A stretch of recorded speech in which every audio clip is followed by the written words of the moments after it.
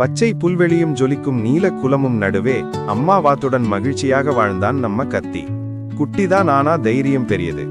Quack குவாக்னு குதிச்சு நடந்த அவன் ஒரு நாள் அம்மாவுக்காக ஏதாவது நல்லது செய்யணும்னு முடிவு பண்ணி தானியங்கள் பழங்கள் எல்லாம் ரகசியமா சேமிக்க ஆரம்பிச்சான். திடீர்னு ஒரு நாள் கருமேகங்கள் சூழ பெருமழை பொழிய குளம் கொந்தளிக்க அம்மா வாத்து பயந்த தருணத்தில் குட்டி கத்தி தைரியமா ஓடி வந்தான். நடுங்கும் குடிசையை தன் சிறு இறக்கையாலேயே தாங்கி காப்பாற்றினான். மழை நின்ற பின் அவன் ரகசிய பை கிழிந்து தரையில் விழுந்த தானியங்கள் அவன் அம்மாவுக்காக சேமிச்ச கனவுகளா மாறியது.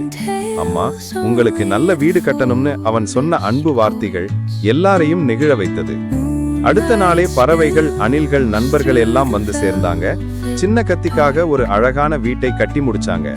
அம்மா வாத்து கண்ணீர் மல்க மகனை அணைத்து கொள்ள கத்தி புன்னகையுடன் பெருமையா நடந்தான்.